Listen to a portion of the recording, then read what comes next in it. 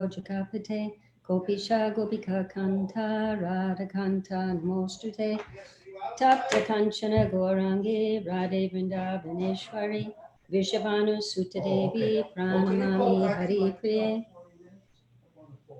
Panchakalpa Trubhyascha, Kripa Sindhuvya Epicha, Patitanam Pavanebhyo, Vaishnavebhyo, Namo Namaha, Shri Krishna Chaitanya Prabhu Nityananda, Shri Advaita Gadadhar Shri Vasadi Gaura Bhaktavinda, Hare Krishna Krishna Krishna Hare Hare, Hare Rama Rama Rama Hare Hare, Hare Krishna Krishna Krishna Hare Hare, Hare Rama Rama Rama Hare Hare, Hare Krishna Krishna Krishna Hare Hare, Hare Rama Rama Rama Hare Hare.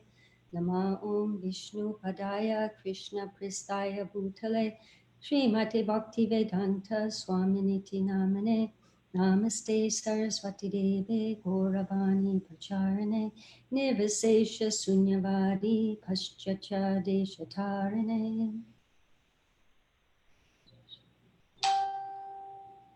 Timely. Okay, we will start the ISKCON prayers. If anybody wants to say them as well, I don't know if it'll work, but we'll recite the verse. My husband wants to recite the verse. This one? Yeah. Okay. Om Purnamidam Purnanat Om Purnamadam Purnamidam Purnamidam Purnat Om Purnamadaha Purnamidam Purnat Purnamudachyate Purnasya Purnamadaya Purnameva Vashishyate. Ishavashamidam sarvam yatkincha jagatyam jagat tena chaktena gunjita magridha kasya svetanam kurvanevaha karmani jijivashit chatam samaha evam tvai nanyate tosti na karma lipyate nare asurya namate loka andena tamasavritaha tamste pretya bigachanti yeke chatma hanojanaha anijarikam manaso javyo naina devapnuvam parvam arshat tadhavatonyan achyateti tistat tasmin apomatarishva dadati tad ejati tad naijati tad dure tad vantike tarantarasya sarvasya tadu sarvasya shabhayataha yastu sarvani bhutani atmaneva sarvabhuteshu chatmanam tato navijagupsate yasmin sarvani bhutani atmaiva buddhijanataha tatriko mohakashoka ekatvam anupashyataha Saparyaja chukram makayam avrinam ashnaviram shudam apapavidam kavir manishi paribhu swayambur yatat yatatoridam vyadadach chasvatibhya samabhyaha andham tama pravishanti ye vidyam upasate tato bhuya eva te tamo yau vidyayam rataha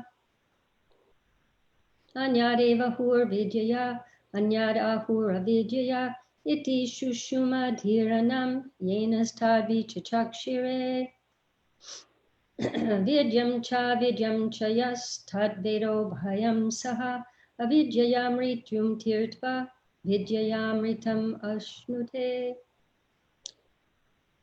andham tama pravishanti ye sambhutim upasate tato bhuya eva te tamo Yau sambhutyam rataha anyad evahur sambhavat anyad ahur asambhavat iti shushuma dhiranam yena sthapi chakshire sambhutim cha vinasham cha yastadviro bhayam saha vinashenam ritum tirtva sambhutyamritam ashnute Hiranmayena patrena satyashapi hitam mukam tatvam pushana pavrinu satyadharmaya drishtaye Pushane karshiyama surya prajapatya vyuharasmin samuha tejoyate rupam kalyanatamam tate pashamiyo savaso purusho sohamasmi Ayuranilam amritam adhedan bhasmantam shariram Om Krito Smara Kritam Smara Krito Smara Kritam Smara Agne Naya Supatara Yashman Vishvani Deva Vayunani Vidvan Yayodi Asmaj Tuhur Anameno Bhuyishtam Te Nama Uktim Videma Om Purnam Adaha Purnamidam Purnat Purnam Udachate Purnasya Purnam Maraya Purnamida Vishushate So today we're on mantra 7.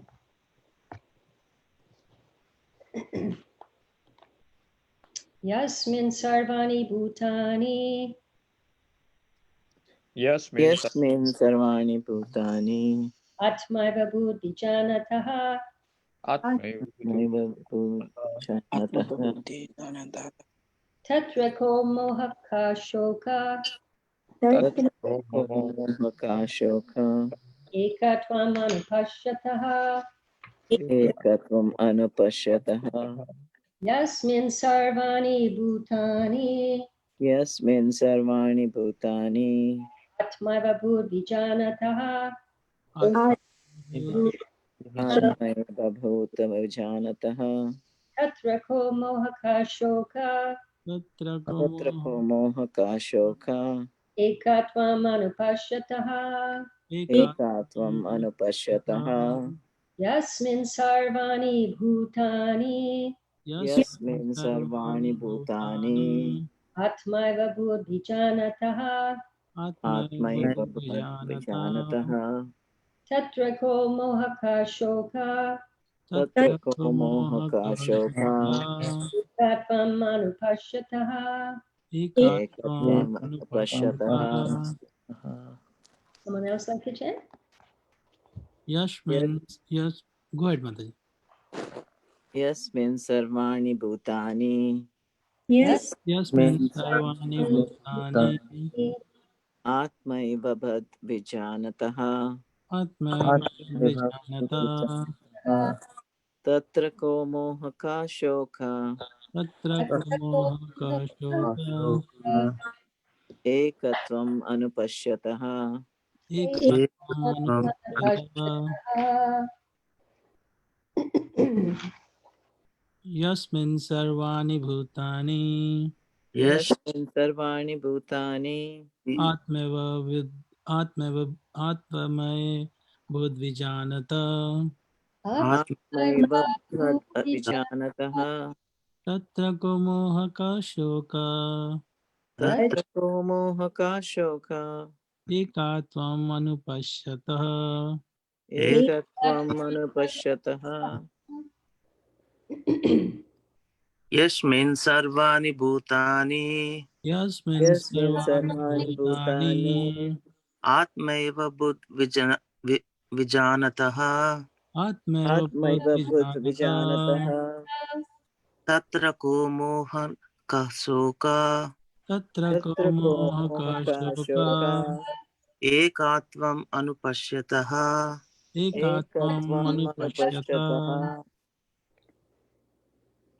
Yasmin sarvani bhutani Yasmin sarvani bhutani atmaiva bhuta vijanata atmaiva atmaiva bhutvijanataha tatra ko moha ka shoka tatra tatra ko moha mohakashoka shoka ekatvam anupashyata ekatvam ekatvam anupashyata anupashyataha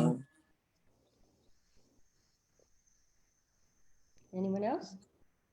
Yasmin sarvani bhutani Yasmin sarvani bhutani atmaiva buddh vijanatah atmaiva buddhvijanatah tatra ko mohaka soka tatra ko moha ko shoka ekatvam anupasyate.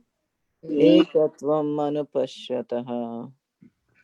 Yasmin sarvani bhutani Yasmin sarvani bhutani atmaiva buddh vijanata atmaiva buddhvijanatah tatra ko moha kaha soka tatra ko moha ka shoka ekatvam anupashyatah. ekatvam manupashyatah. Anyone else? Yes. Yes. Oh, go ahead. Okay. I lost the thing, Mataji. Go ahead with your commentary. I lost the screen where I can see. Oh, okay. You don't have a book handy? No, I don't. Thanks. Okay. Yasmin. Yasmin In the situation. In the situation. Sarvani. Sarvani All. all Bhutani. Bhutani Living entities. living Living entities. entities. Atma The Chitkana or spiritual spark. The Chitkana. Chitkana, or the spiritual spark. It's different in the old book. I'm just looking. Eva. Eva Only. Only. Abhut. Abhut. Exist as. Exist as Vijanata. Vijanatah Of one who knows. of One one who knows. Tatra. Tatra Therein. therein. Aha. Taha What? Moha. Moha. Illusion. Illusion. Aha. Taha What? What? Shokaha.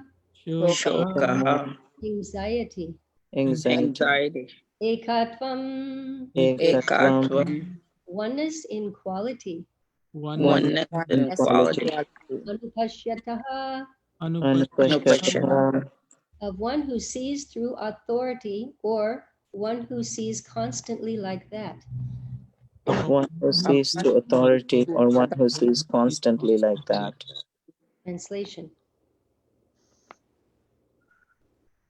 One who always sees all living entities as spiritual sparks in quality one with the Lord becomes a true knower of things. What then can be illusion or anxiety for him? Purport. Except for the Madhyama Adhikari and Uttama Adhikari discussed above, no one can correctly see the spiritual position of a living being. The living entities are qualitatively one with the Supreme Lord, just as the sparks of a fire are qualitatively one with the fire. Yet sparks are not fire as far as quantity is concerned. For the quantity of heat and light present in the sparks is not equal to that in fire. The Mahabhagavat, the great devotee, sees oneness in the sense that he sees everything as the energy of the Supreme Lord. Since there is no difference between the energy and the energetic, there is the sense of oneness. Although from the analytical point of view, heat and light are different from fire. There is no meaning to the word fire without heat and light. In synthesis, therefore, heat and light and fire are the same. Someone else like to read? In the mantra, the word Ekatvam Anupashyata indicates that one should see the unity of all living entities from the viewpoint of the revealed scriptures. The individual sparks of the Supreme Whole, the Lord, possesses almost 80% of known qualities of the whole. but they are not quantitatively equal to the Supreme Lord. These qualities are present in minute quantity, for the living entity is but a minute part and parcel of the supreme whole. To use another example, the quantity of salt present in a drop is never comparable to the quantity of salt present in the complete ocean. But the salt present in the drop is qualitatively equal in the chemical composition to all the salt present in the ocean. If the individual living being were equal to the Supreme Lord both qualitatively and quantitatively, there would be no question of his being under the influence of material energy. In the previous mantras, it has already been discussed that no living being, not even the powerful demigods, can surpass the Supreme Being in any respect. Therefore, ekatvam does not mean that a living being is equal in all respect to the Supreme Lord.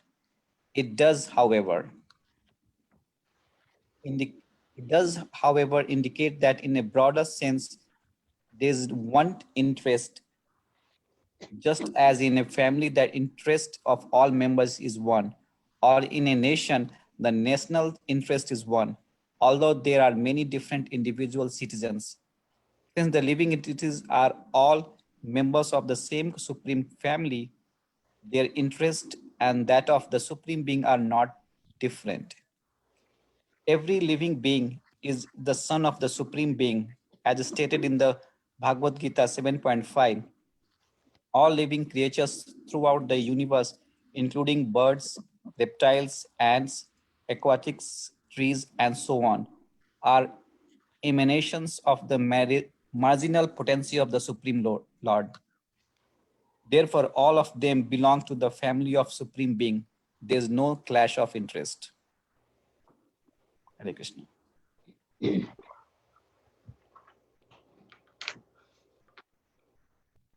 Anyone else want to read?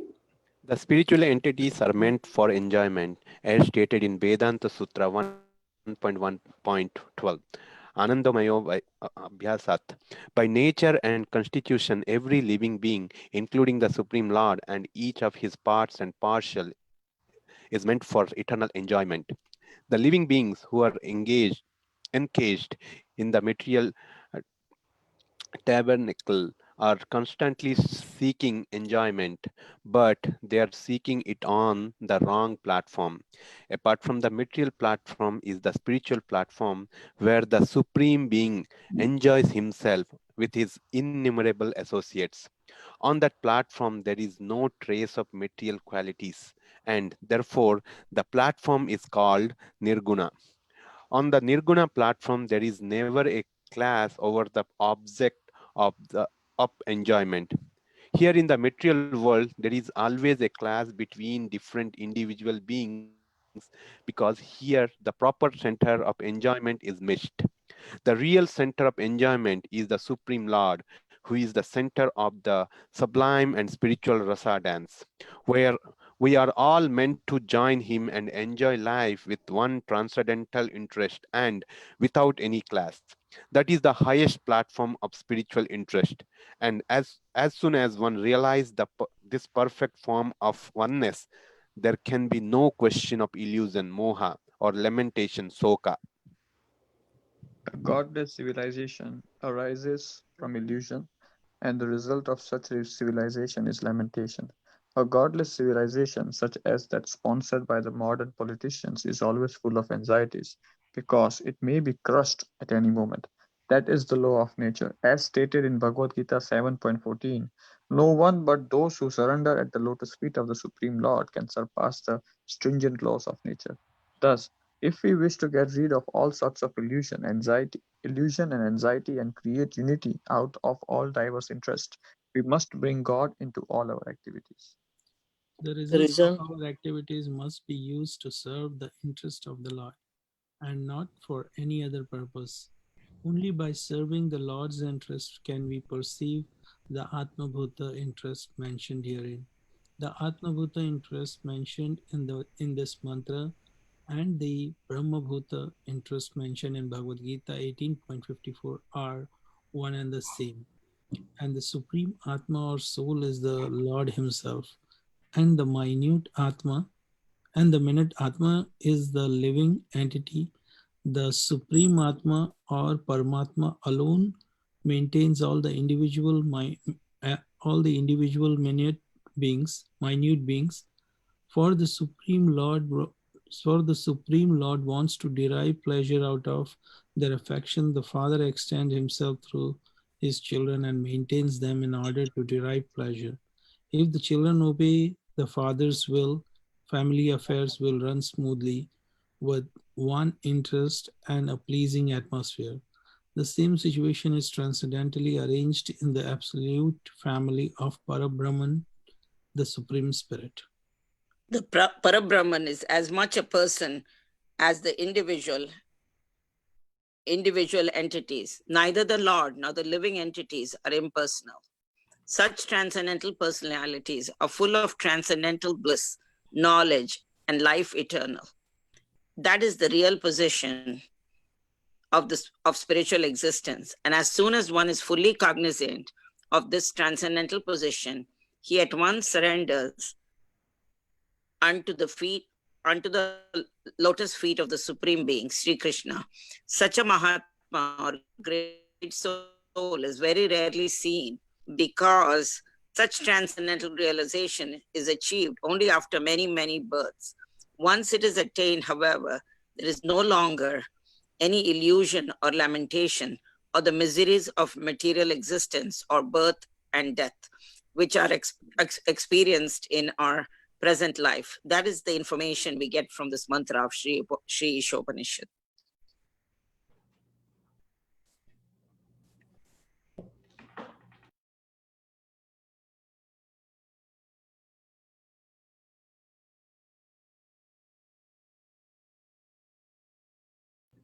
Yasmin sarvani bhutani atmaiva bhudvijanataha tatra ko mohaka shoka ekatvam manupashyataha. One who always sees all living entities as spiritual sparks in quality one with the Lord becomes a true knower of things. What then can be illusion or anxiety for him?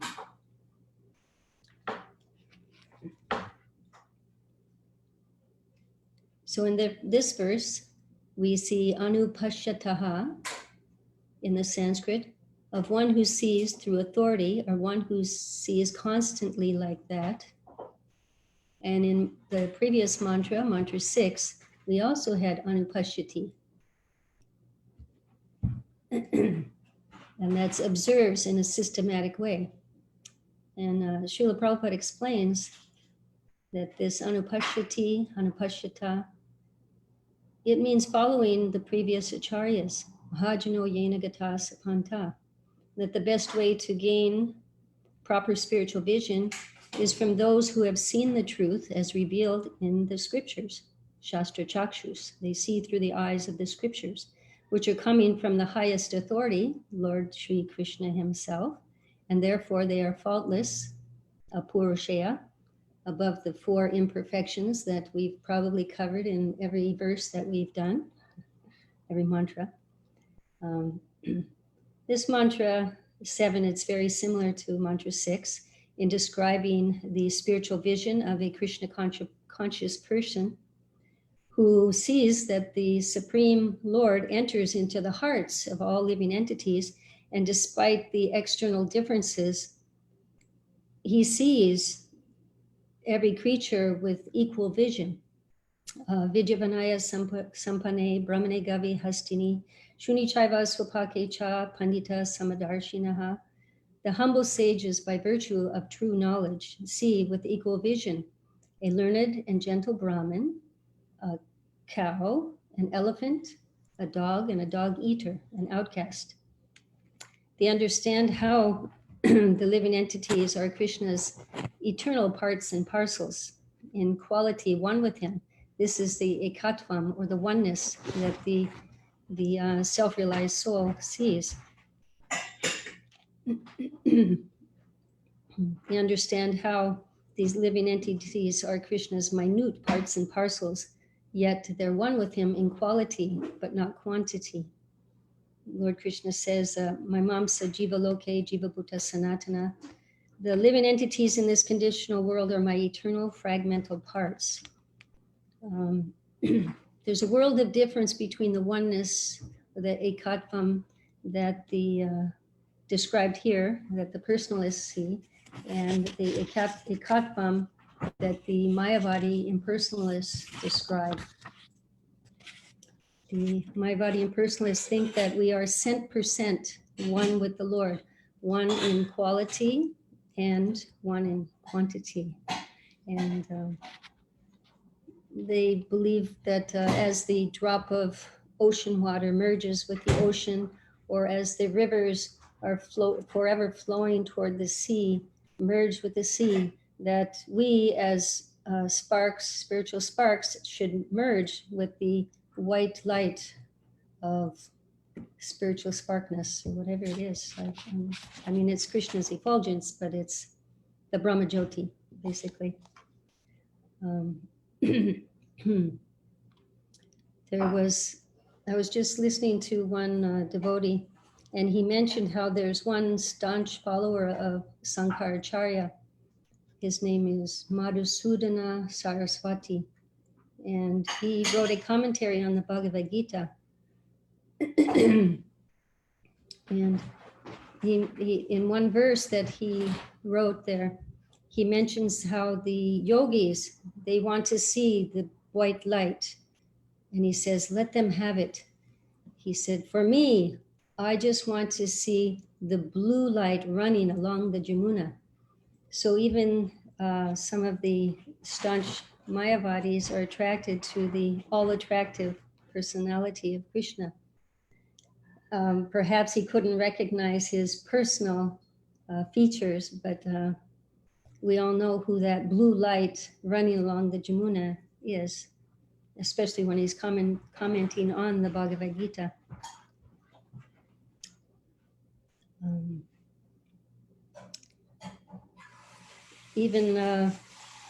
Even Lord Shiva, under the direct instruction of the Supreme Lord, he appeared to preach Mayavadi philosophy, but at the end of his pastime as Sankaracharya, he preached Vaishnavism in his Bhajagovinda, Bhajagovinda, Bhajagovinda, Madhumate. He stressed when you say something 3 times, you're stressing it.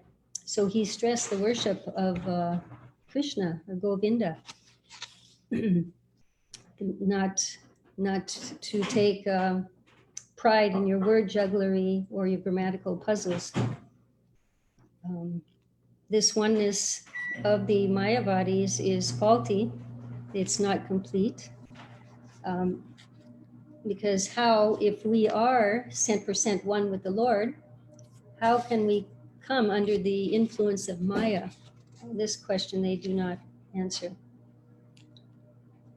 But as the Vedas explain, our real identity is that spiritual spark, like the example given in the purport Srila Prabhupada mentions, like the tiny spark of fire. It has all the same qualities as a large fire, but not the same capacity. It has the heat, it has the light. A large fire can burn down a house, it can burn down a forest, it can burn down many acres of land, like we're seeing happening in California or Oregon on the West Coast. But a little spark of fire, it will completely die out or maybe burn a little hole in your cloth. But it has the same quality, but not quantity. It's not as strong as the large fire. Its fire quality becomes almost lost when it leaves the large fire. It becomes covered. And this covering is manifest according to the different qualities that it associates with. And Srila Prabhupada mentions that similarly, the living entity, although qualitatively one with the Supreme Lord, when it contacts the mode of ignorance, its spiritual quality becomes covered, almost even extinct. But when on land, not in the water, that same spark may sometimes show some heat. And so Srila Prabhupada mentions that with the mode of, that may be compared to the mode of passion, and that with that there is some hope. It's less covered. But in goodness, which can be compared to dry grass, that if the spark hits the dry grass, it may ignite a little. He said in the mode of goodness, this is the situation, is circumstance is much more favorable to the spark. So for us, the mode of goodness is much more favorable for cultivating spiritual awareness, for understanding that we're not these bodies, aham brahmasmi, the understanding that we are spirit souls, part and parcel of the Supreme Lord. In this purport, Srila Prabhupada mentions that the living entity can have almost 80% of the qualities of the Lord. Srila Rupa Goswami enumerated the outstanding qualities of the Lord, which Srila Prabhupada lists in the Nectar of Devotion in chapter 21. And the more covered we are, the less that these qualities will manifest. But if we cultivate our spiritual life and become more purified, then these qualities, these spiritual qualities will shine through. And it mentions there also that Lord Krishna has 100% of these qualities. And Rupa Goswami, he, after studying extensively the revealed scriptures, he enumerated these outstanding qualities of the Lord, which Lord Krishna exhibits 100%. And Lord Narayan exhibits 96%, because there's 4 qualities that Lord Krishna has that Lord Narayan does not exhibit. Does anyone know what these 4 are? These 4 qualities? One of them is he has a flute. He carries a flute. Narayan doesn't. Yes, not only does he carry the flute, but he can attract all living entities all over the universes by playing on that flute. Yeah, that's yes. Yes. Anyone else? Form. What? Form. Rupa. Yeah, two-handed. Oh. Rupa, Leela, Venu, Madhuri. Those are the 4, right, Mataji? All right, very good. He's the performer of wonderful varieties of pastimes, especially his childhood pastimes. He's surrounded by devotees, endowed with wonderful love of Godhead. And 3 was he can play the flute and attract all living entities all over the universes. And he has a wonderful excellence of beauty, which cannot be rivaled anywhere in the creation. And you say it how you said it again, the Sanskrit? Venu? Rupa, Leela, Venu, Madhuri. Madhuri, sweet. Nice. So Lord Krishna has those 4, which Lord Narayan does not. And Lord Shiva has 84% of these qualities, and Lord Brahma has 78. And that is where the purified Jiva soul is almost 80%. That's this 78%. So when one is uncovered or purified, he may possess up to 78%. That's almost 80 qualities of the Lord.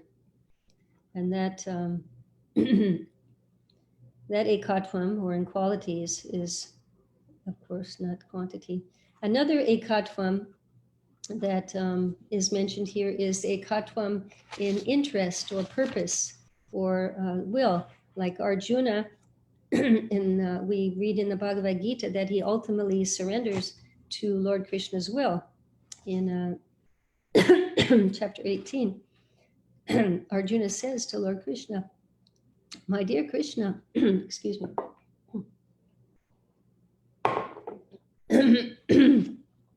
O infallible one, my illusion is now gone. I have regained my memory by your mercy. I am now free from doubt and am prepared to act according to your instructions. So that's a symptom of a surrendered soul. He's ready to act according to the Lord's will. Whatever the Lord desires, your wish is my command, in other words. And when a person is in the full knowledge, he naturally surrenders to Krishna. And that surrendering means acting according to the Lord's will, engaging in his service. Bhagavad Gita, chapter 15, 19, the Lord says, whoever knows me as the Supreme Personality of Godhead without doubting is to be understood as the knower of everything, and he therefore engages in my pure devotional service. And in this connection with this type of oneness, Srila Prabhupada mentions that there's oneness in a family or in the nation, the oneness in purpose, oneness in ideal. At least hopefully there will be, because when there isn't harmony in the purpose or the ideal of the family or the nation, then there's chaos, or we see that we have wars when there's when the interest is not one amongst the people. We have riots, we have disharmony. But as parts and parcels of the Supreme Lord, we are all part of his supreme family. And the more we realize this, the more our interest will be ekatvam, or one with the Lord, and we'll be able to act in that capacity. Lord Krishna says himself that Aham bija pradapita, he's the seed-giving father for all living entities. And this means not just the humans, but also plants, animals, every living entity, all species of life. They are made possible by birth in this material nature. And Lord Krishna is the seed-giving father. Aham bija pradapita. All living entities belong to the Supreme Lord's family. And not only do we belong to his family, but we are meant for the Lord's enjoyment. Hopefully my husband will get that. We're meant for the Lord's enjoyment. And we are also meant to enjoy with the Lord. In the purport, it mentions how the Vedanta Sutra aphorism says, Ananda Mayo Biya Sat. As spiritual beings, we're all Satchidananda, eternal, full of knowledge and bliss, but Ananda Mayo Biya Sat. The Supreme Brahman and the Supreme Subordinate Brahman, or the Supreme Lord and the living entities, his parts and parts, are both joyful by nature. They're meant for enjoyment because we are made of this Satchidananda, eternity, knowledge, and bliss. It's our nature. But unfortunately, we're looking in the wrong way, and we get entangled in the complicated tabernacle of the material world.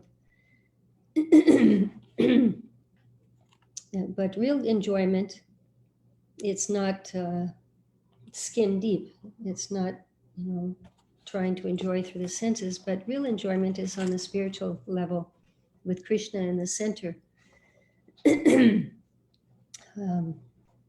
Like it mentions in the Brahma Samhita, Ananda Chinmaya Rasa Pratibha Vitabhyas Tabir Eva Nija Rupa Taya Kalabi Galoka Eva Nivasati Akilatma Bhuto Govinda Maripurusham Tamaham Bhajami.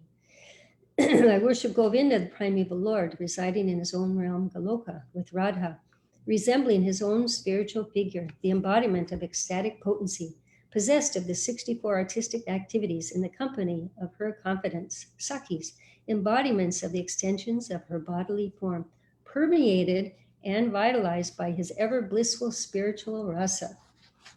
It mentions also in the Brahma Samhita how the living entities are enjoyable and tasty.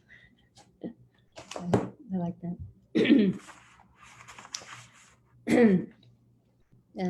And the supreme occupation that is mentioned in the purport here. The Lord enjoys with his associates is the rasa dance, and the Lord likes to dance. It's mentioned also that in the Chaitanya Charitamrita that Ekale Ishwara Krishna Arasabhya Britya Yare Yaiche Nachaya Se Taiche Kara Nitya dance Nritya. Lord Krishna alone is the supreme controller, and all others are his servants. They dance as he makes them do so. As Krishna desires, everyone dances according to his tune. So we have a choice. We can dance to Krishna's tune or Maya's tune. In Hyderabad, actually, I was reading on this perpetual calendar that we have over here. In Hyderabad in 1974, Srila Prabhupada said that Krishna is dancing. You have seen? Similarly, our position is simply dancing with Krishna and being happy. That is our position. But we have come to this material world to enjoy independently of Krishna. Therefore, we have been captured by the illusory energy. When God is not in the center of our activities or added to our life formula, then there will be illusion and anxiety for us. So we're all dancing to Krishna, meant to dance to Krishna's tune. And this is the vision of the Mahabhagavat. He sees all living entities following Krishna's direction. But when God is not in the center of our lives, the center of our activities, when he's not added to the equation, there'll be all sorts of illusion and anxiety for us. But when we follow this Ishavasha principle that the Ishopanishad mentions, where we recognize the Lord is the controller, the owner of everything, and dedicate our activities to him and the results of our activities to him, then we can rise to a higher level of existence, of spiritual awareness, and come to the Brahmabhuta platform, where there is no longer anxiety or illusion. And also, as the previous verse said, on that level, one neither hates anything nor any being as well. And in the Bhagavad Gita, this platform is described as, actually Srila Prabhupada quotes this verse quite often. Brahma Bhuta Prasanatma Nasochati Nakangshati Samasarveshu Bhuteshu Madbhaktim Labate Param. One who is thus transcendentally situated at once realizes the Supreme Brahman and becomes fully joyful. He never laments or desires to have anything. He is equally disposed toward every living entity. In that state, he attains pure devotional service unto me. Nasochati nakangshati, no more hankering, no more lamenting, no more anxiety, which this mantra 7 also mentions.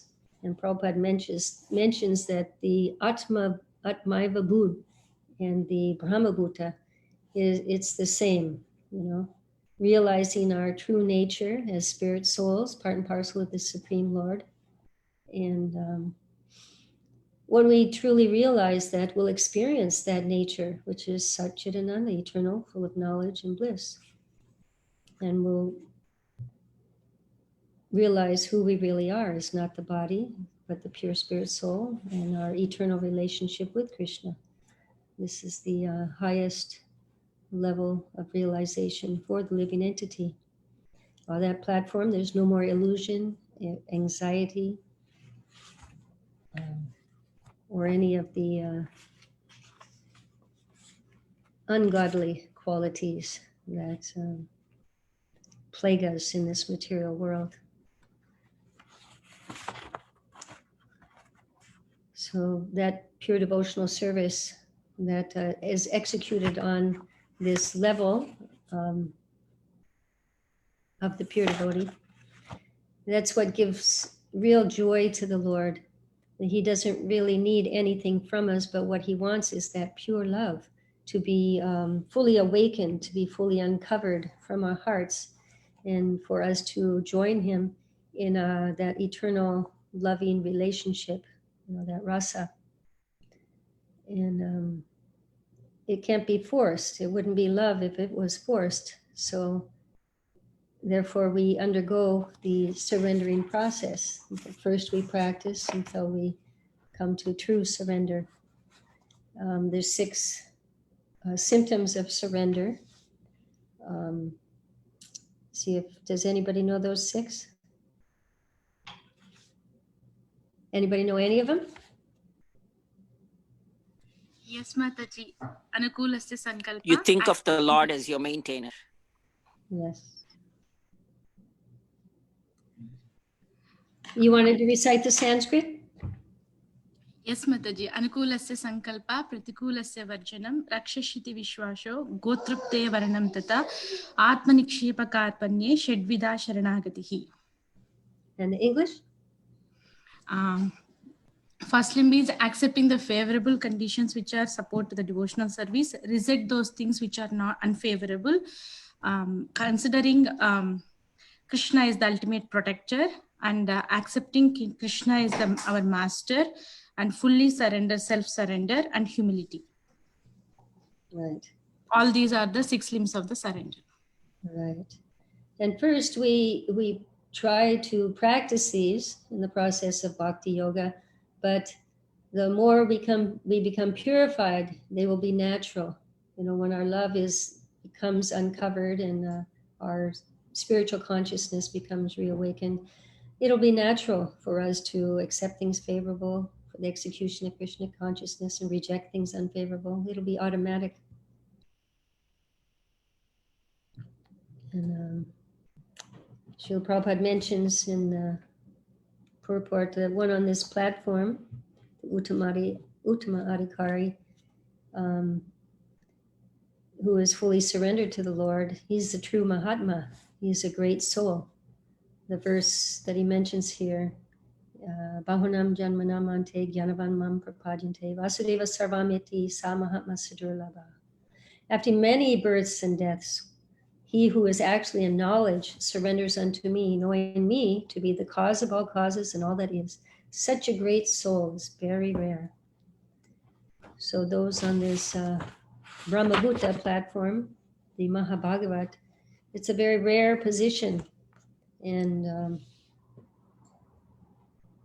if we have opportunity to take advantage of the association of such a person, we should be an opportunist and grab that opportunity and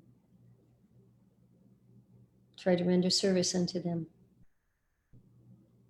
I know it's getting late. Is there any questions so far?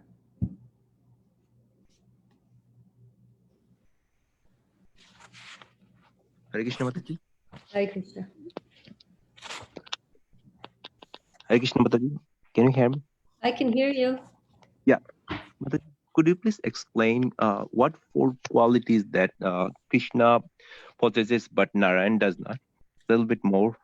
Oh, sure. They're listed in the Nectar of Devotion. Do you have a Nectar of Devotion? You have a Nectar of Devotion? I may have. I didn't check, Mataji. If Yeah, you go to chapter 21, excuse me, it talks about the qualities of Lord Krishna. I don't know if it's in chapter 1 or chapter 22 because there's qualities further explained. But 61 is, there's 64 qualities that Krishna has, and 61 is the performer of wonderful activities. And I mean, that's in that purport, I guess it's not in the purport, that paragraph under this listing, Prabhupada mentions how, about the rasa dance, that all the pastimes of the incarnations are exciting. He's quoting somebody to hear. He's quoting a devotee who said that all the pastimes of all the incarnations are exciting to my mind, but still the pastimes of the Rasa Leela performed by Lord Krishna himself are wonderfully increasing my transcendental pleasure. So there's nothing that can compare. I mean, all the incarnations that the Lord does are amazing, wonderful spiritual pastimes. But there's a certain rasa or mellow that Krishna has in his activities that are not found in the others. It's called madhurya, a sweetness that isn't found in Narayan's because of the awe and reverence that is in Lord Narayan and the other incarnations. There's more awe and reverence. But in Lord Krishna, there's a more familiarity. So one can, like, like you have a more intimate relationship with a friend or a lover, right? So you can't have that with Lord Narayan because of the awe and reverence. It's more formal. So there's a certain rasa, it's called a mellow. One time I read Prabhupada translate that as zest, an essence, the rasa that is not there. And Krishna plays the flute that attracts all living entities to him. He initiated Lord Brahma with the Gayatri with his flute. He can do wonderful things with his flute. And yes, Lord Narayan has, the symbols, and he does wonderful things with them. But there's this sweetness, this uncomparable ecstasy that the devotees experience when they hear Krishna's flute. And Lord Krishna is surrounded by these special devotees that other incarnations, they have more like servants. Because of that, again, that awe and reverence is there. Whereas Lord Krishna, he has friends and he has lovers, he has parents, he has, and wonderful relationships with them. And Lord Krishna's beauty is incomparable.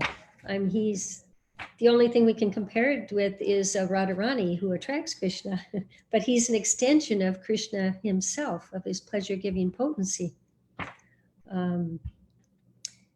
So even Krishna is attracted to his own beauty. One time he saw his shadow, and he thinks, "Oh, what wonderful! Even I'm attracted to the beauty that I see, here." But if you like, you can read more about it in the Nectar of Devotion. It gives nice little examples about these different qualities that Rupa Goswami has picked up from various shastras and wonderfully put it in here. This is like the Nectar of Devotion. Prabhupada has summarized Rupa Goswami's Bhakti Rasamrita Sindhu, and it contains the science of devotional service. It's everything is there.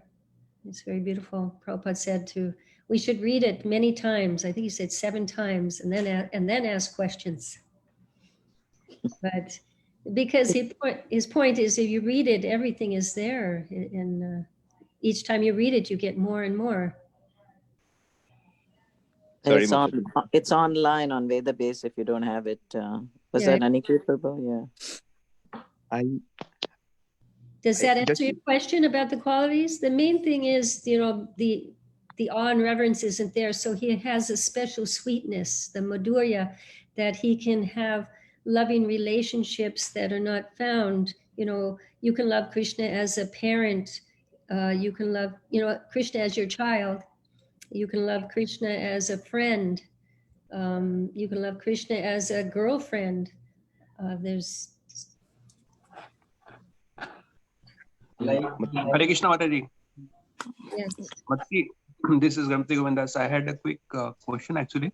So one of the criticisms that I have heard of Gaudiya Sampradaya from other Vaishnava Sampradayas like Shri Sampradaya, one of the criticism is that Krishna himself says that his qualities are unlimited.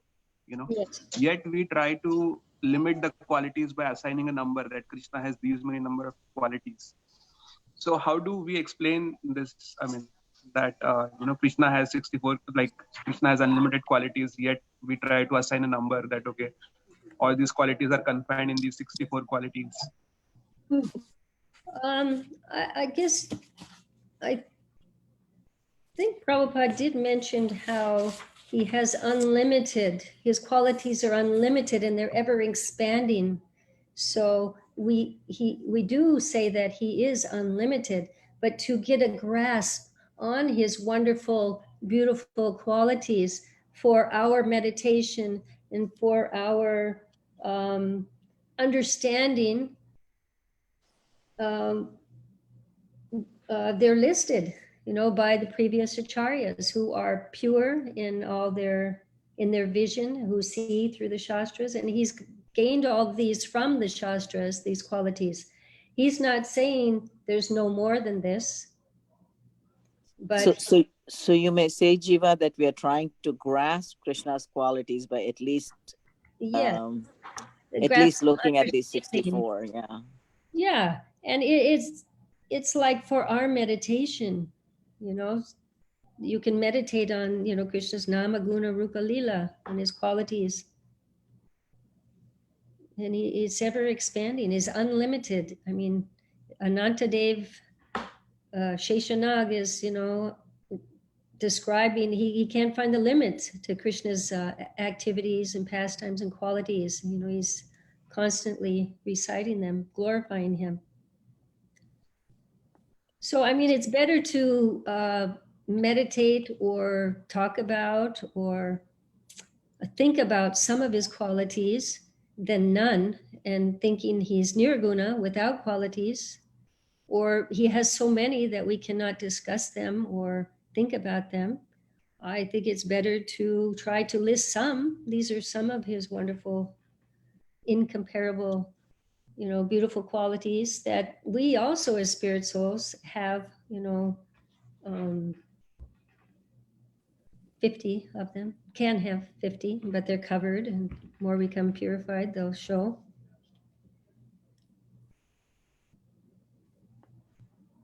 Okay, Mataji, thank you. Maybe some acharyas, maybe they have can shine some light on that also. Maybe Jiva Goswami, or in his one of his writings, Sandarbhas, maybe he mentions, Yes, Mataji. I mean, I didn't think about it much, but I heard this kind of criticisms from other sampradayas. That's why I just thought of, and we were discussing that subject, so I thought. But yeah, what you said makes sense. Yeah. And they're saying we're trying to limit him by doing this. At the same time, we describe him as unlimited, though. So. I think it's more a case that we're trying to grasp him with our limited minds, and so the acharyas have given these 64 for us to try to understand first. Very good. Yes.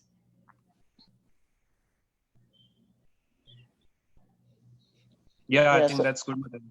So we have to look at least a prototype of qualities to understand the unlimited, right, Ganpati Govind? Right. Yeah, but the way it is mentioned in the Bhakti Rasamrita, these are the 64 qualities, and Narayan has 96%, Lord Shiva has this many percentage of these qualities. So we basically try to absolutize that these are the absolute qualities of Krishna. I don't think it says in a language that there could be more qualities, but Mm-hmm.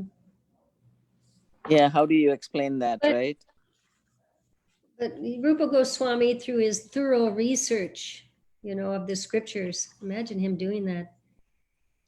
I mean, he listed these, and Mahajano Yena Gata Sapanta, we see through the previous acharyas, these are the 64, these are significant 64 that he has found. These are outstanding qualities that he has found. So Ganpati Govind, what do the other sampradayas say about the qualities of Krishna then? They don't assign a number, at least I have not come across Mataji.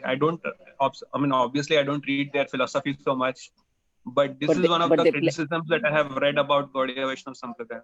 So, but they plain old say that he has unlimited qualities and don't really discuss any qualities then?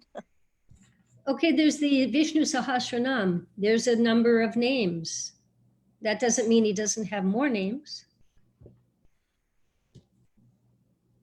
Yeah, that's right, Mataji. That's a good point. Yeah. Mother Jiva, I read somewhere that Rupa Goswami wrote many more things, but it's in the Grantha Samadhi. He thought for people of Kali Yuga, only this much knowledge is enough for us. We don't need to know more, and that's why most of what he wrote was not revealed even, and it went into the Grantha Samadhi. So whatever he wrote that was relevant for Kali Yuga Vasis, that was the only thing that was put out for us. And then Prabhupada gave us everything that we needed to know. We don't need to know anything more than what Prabhupada has already told us. And that's enough for us to achieve, for our practice and to go back to Godhead. And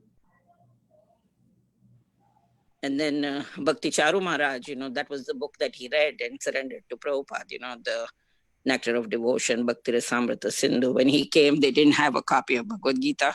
So they said, you can have this one. And he took that and he read it all night. And then Prabhupada appeared to him in a vision. And then he knew instantly that this is my spiritual master. This is what I need to know. And he instantly went and joined the Calcutta temple and then went to Mayapur, and then rest is history. Right. So this was the book that completely transformed him and knew. And Prabhupada actually appeared in a vision to him that night. And it was revealed to him. So, yeah, I wouldn't be surprised if he appeared to him many more times. Yeah, I'm sure it did, but that was the moment that he surrendered. I know, as a result of reading this book. So potent. Yeah. One comment I had, Mataji, about you mentioned about Madhusudan Chakravarti. So we know that Madhusudan Chakravarti, he was a personalist. I mean, he was a Vaishnava, but then he wanted to go and defeat the Mayavadis. And then he went to Banaras, and then he said, let me first just act that I'm a student and I just want to learn their philosophy. So he learned it very submissively, and then he himself became a Mayavadi after that, Madhusudan. And then he wrote a Gita commentary also. His commentary, Prabhupada also refers many times, especially in the first chapter, if you see, Prabhupada refers to his commentary. But he was like, Chaitanya Mahaprabhu has said that, right? Don't listen to the Mayavadi philosophy, close your ears. Yeah. But Madhusudan Chakravarti, although he was a scholar, and then he went to Banaras with an intention to defeat. Wow. But then he himself became a Mayavadi. Wow. So I don't know if he completely became a Mayavadi or just at a superficial level, but that's what I have read about him. And similarly, there was Sridhar Swami. Sridhar Swami's commentary, Chaitanya Mahaprabhu also has referenced that. And then also, Srila Prabhupada also mentions it in his Bhagavatam commentary. So Sridhar Swami was the opposite. He was in the Mayavadi Sampradaya, but he was a personalistic. So his commentary is very, very personalistic, his Bhagavatam commentary. And that's what Chaitanya Mahaprabhu also said, that this is the standard commentary of Srimad Bhagavatam. Yeah. Generally, Ganpati Govind, you hear of the other way around. Impersonalist becoming personalist. You generally don't hear personalist becoming impersonalist. Right. I don't know how you would be attracted if you were a personalist, Yeah. It's dangerous, though. That's why. Yeah. I mean, you have to avoid. And it sounds so convincing. I mean, I listened to some of the Chinmaya Mission commentaries when I was in California, and they make it sound so logical, but because we are personalists, it is so difficult for us to hear that ultimately the Lord is impersonal, Yeah, it's like they settle for less. I mean, because we know that that's the Brahma Jyoti, and then there's a whole world beyond that of eternity, knowledge, and bliss.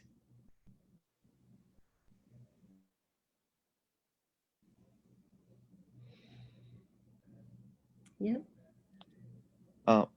Mataji? Incomplete knowledge of the complete whole. Yes? Mataji, I had a follow-up question on my first question. So Narayana has opulence, but Krishna does not have opulence. Well, Krishna has opulence too.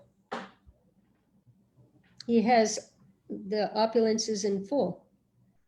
Fame, beauty, knowledge, renunciation, strength. What am I missing? Wealth. Those are opulences that are listed. He has them in full. Where is Krishna's wealth hidden? Why is his wealth hidden? It's hidden, I guess, look at Dwarka. He has over 18,000, how many? 16,108 palaces, all made of jewels. All made of jewels and gold and silver. Yeah. The cows have silver in their hoofs, you know.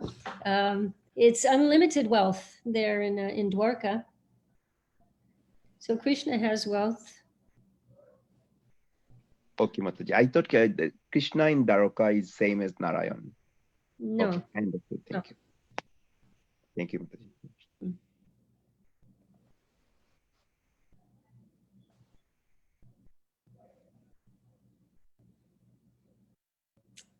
Okay, is that it? Anything else? Or it's after 8. Thank you all for coming.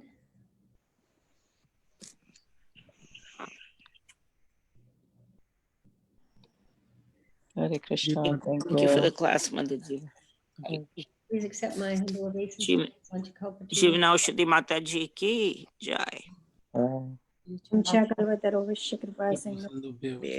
Patitanam Pavanebhyo Vaishnavebhyo.